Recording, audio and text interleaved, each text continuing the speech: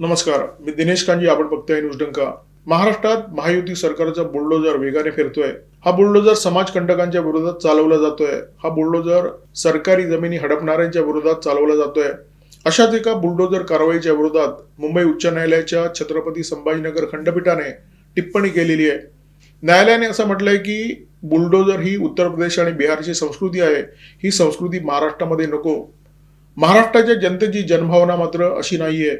किंबहुना महाराष्ट्रात बुलडोजर चालवणारं सरकार हवं म्हणून विधानसभा निवडणुकीच्या काळामध्ये हिंदूंनी एकजुटीची वज्रमूठ आवळली आणि महाराष्ट्रात महायुतीच्या पाड्यात विक्रमी मतदान केलं. हिंदुत्ववादी सरकार सत्तेवर आणलं. जनतेची अशी स्पष्ट भावना आहे की एखादा महामार्ग कमी झाला तरी चालेल, एखादी मेट्रो लाईन कमी झाली तरी चालेल, परंतु तोडकामाचा हा बुलडोजर अजिबात थांबता कामा नये. याच विषयावर या व्हिडिओमध्ये बोलणार आहोत. परंतु व्हिडिओ सुरू करण्यापूर्वी एक छोटीशी विनंती, आमचा चॅनल सबस्क्राईब करा आणि जर आवडला तर व्हिडिओ लाईक करा, शेअर करा, हाईप करा. महाराष्ट्रात सध्या दोन मोठ्या बुलडोजर कारवायांची चर्चा जबरदस्त सुरू आहे. एक कारवाई झाली छत्रपती संभाजीनगरामध्ये, दुसरी कारवाई झाली मुंबईतील वांद्र्यामध्ये. नाशिकमध्ये झालेल्या कॉर्पोरेट जिहाद प्रकरणातील फरार आरोपी निदा खान हिला घरात आश्रय देणारा AIMIMचा कॉर्पोरेटर मतीन पटेल याच्या अनधिकृत घरावर बुलडोजर चालवण्यात आला. आणि दुसरी कारवाई झाली वांद्र्यातील अनधिकृत गरीब नगरावर. गरीब नगरमधील अनधिकृत झोपड्यांचं जे प्रकरण आहे ते अत्यंत जुनं दुखणं आहे आणि गेल्या काही वर्षामध्ये सातत्याने बाळवत चाललेलं आहे. आधी रेल्वेच्या मोकळ्या जमिनीवर इथे झोपड्या थाटण्यात आल्या आणि त्याच्यानंतर या झोपड्यांचे 6-6 मजली इमले झाले. इथे कोण राहतं, काय करतं याचा पत्ता ना पालिकेला ना पोलिसांना. ही दोन्ही प्रकरणं गेली उच्च न्यायालयामध्ये. दोन्ही प्रकरणामध्ये उच्च न्यायालयाने जे काय म्हटलंय त्याच्यामध्ये एक मूलभूत फरक दिसतो.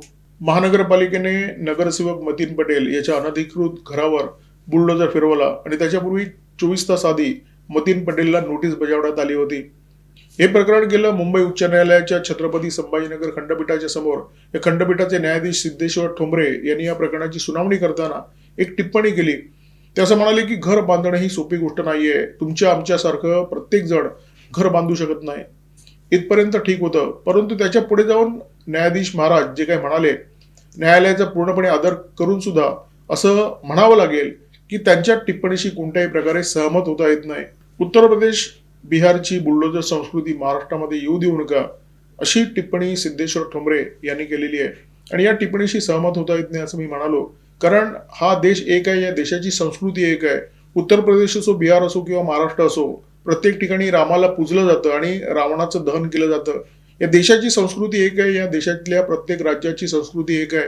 एखाद्या न्यायालयाच्या न्यायाधीशाने दुसऱ्या एखाद्या राज्याबद्दल किंवा दुसऱ्या राज्यातल्या लोकनियुक्त सरकारबद्दल अशा प्रकारची टिप्पणी करणं हे संघराज्य रचनेसाठी ठीक नाहीये आणि लोकशाहीला तर अक्षरशः मारक आहे.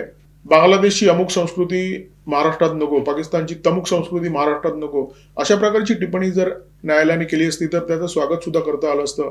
परंतु भारताचा अविभाज्य भाग असलेल्या एखाद्या राज्याबद्दल अशा प्रकारची जर टिप्पणी केली तर त्याचं स्वागत कशा प्रकारे होऊ शकतं.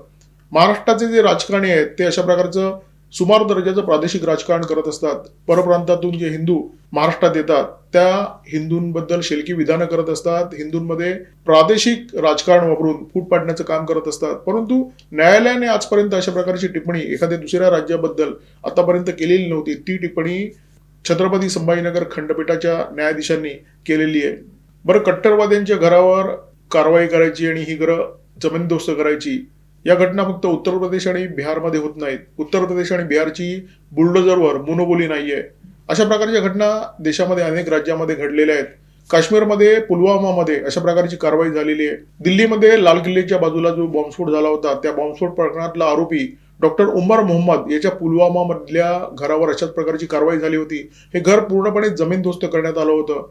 कट्टरवाद्यांच्या अनधिकृत घरांवर बुलडोजर चालवण्याच्या घटना मध्य प्रदेशमध्ये होतात, गुजरातमध्ये होतात, अलीकडे त्या पश्चिम बंगालमध्ये सुद्धा व्हायला लागलेले आहेत. त्यामुळे ही बिहार आणि उत्तर प्रदेशची मोनोपोली निश्चितपणे नाहीये आणि ही बिहार आणि उत्तर प्रदेशची संस्कृती सुद्धा निश्चितपणे नाहीये. दहशतवाद्यांना, गुन्हेगारांना आणि त्यांच्या पाठीराख्यांना सर्वसामान्यांच्या फुटपट्ट्या लावणं योग्य नाहीये. तुमच्या आमच्यासारखं सर्वांना घर बांधता येत नाही हे न्यायाधीशांचं जे विधान आहे ते अगदी बरोबर आहे. परंतु मतीन पटेल हा तुमच्या आमच्यासारखा कुठून झाला? मतीन पटेल सारखं अनधिकृत घर तुम्हा आम्हाला कधी ठोकता आलंय का? ते मतीन पटेलने करून दाखवलं. एखाद्या सराईत गुन्हेगाराला घरी आश्रय देण्याचं काम तुम्ही आम्ही करू शकतो का? ते मतीन पटेलने केलं. निदा खान ही एक फरार आरोपी कॉर्पोरेट जिहाद सारख्या अत्यंत गंभीर गुन्ह्यामध्ये गुंतलेली, म्हणजे तिच्या कारवाया जर पाहिल्या, तिची कृत्य जर पाहिली, एखाद्या दहशतवाद्यापेक्षा ती अजिबातच कमी नाहीये. पोलीस तिच्या दहशतवाद्यांशी लाग्या बांधल्याबद्दल तपास करतायत. अशा एका आरोपीला मतीन पटेलने त्याच्या घरी आश्रय दिला, त्याच्या विरोधात पालिकेने जर कारवाई केलेली आहे, तर मतीन पटेलला सर्वसामान्यांच्या फुटपट्ट्या कशा काय लावता येतील? बरं, हा मतीन पटेल आता फक्त गुन्हेगारांचा पाठीराखा राहिलेला नाहीये. छत्रपती संभाजीनगर पोलिसांनी या मतीन पटेलच्या विरोधात गुन्हा दाखल केलेला आहे. म्हणजे या प्रकरणातला तो एक आरोपी बनलेला आहे. आता या मतीन पटेलच्या प्रकरणाकडून वळू आपण गरीबनगरकडे. रेल्वेच्या जमिनीवर गरीबनगर थाटण्यात आलं, बसवण्यात आलं आणि हळूहळू ते गेली अनेक वर्ष सतत वाढत चाललेलं आहे. ही जमीन रेल्वेला हवी होती. वांद्रे ते मुंबई सेंट्रल दरम्यान रेल्वेची 6वी लाईन टाकण्यासाठी, रेल्वेच्या विस्तारासाठी या जमिनीची रेल्वेला नितांत आवश्यकता होती. हे प्रकरण गेलं मुंबई उच्च न्यायालयामध्ये. मुंबई उच्च न्यायालयाचे न्यायाधीश अजय गडकरी आणि कमल खाटा यांच्या खंडपीठाने ही जमीन मोकळी करण्याचे आदेश दिले. न्यायालयाच्या आदेशाप्रमाणे 20 मे पासून कारवाई सुरू झाली. पोलिसांच्या आणि सीआरपीएफच्या बंदोबस्तामध्ये ही कारवाई सुरू झाली.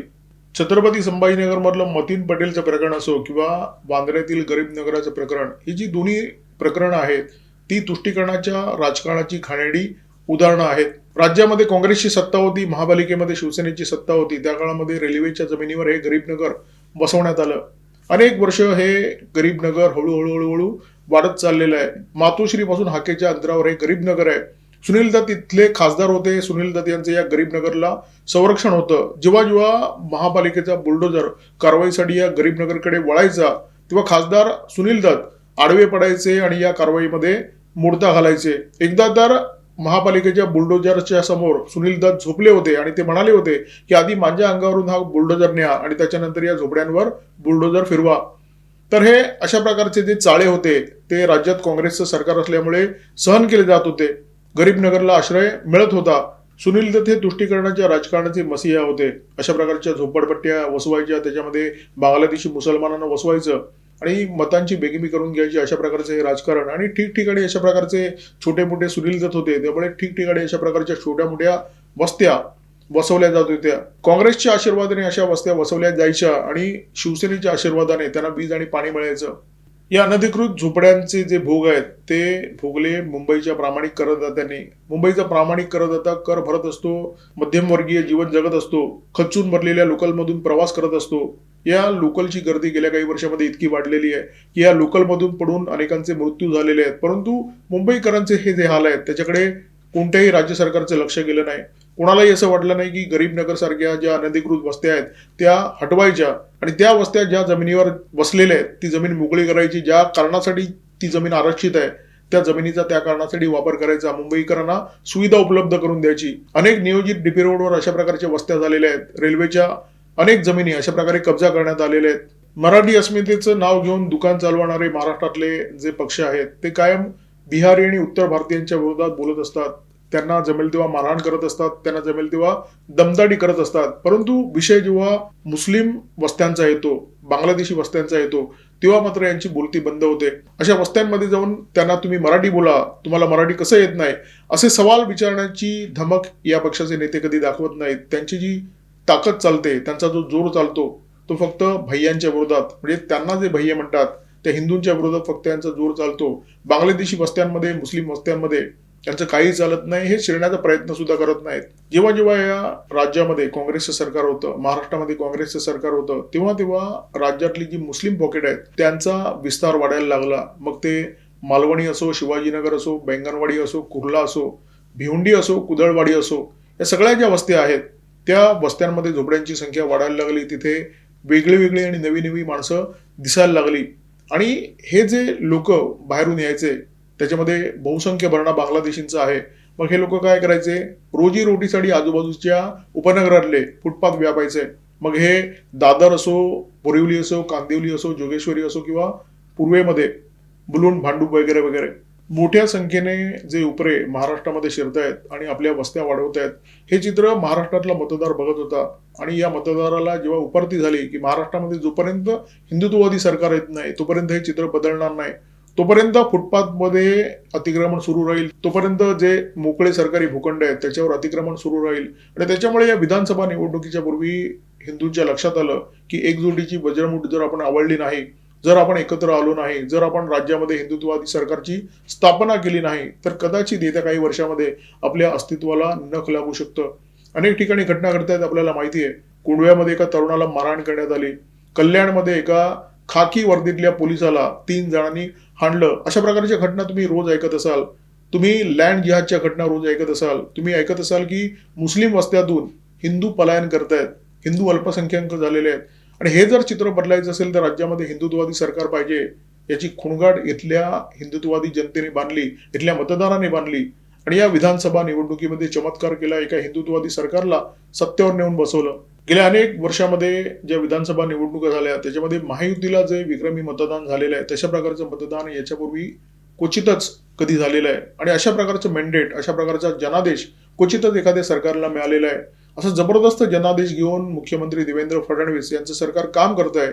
अनेक ठिकाणी त्यांनी कारवाई केलेली आहे. मालवणीमध्ये कारवाई केली, त्यांनी भिवंडीमध्ये कारवाई केली, कुदळवाडीमध्ये कारवाई केली आणि आता गरीबनगरमध्ये त्यांनी कारवाई केलेली आहे.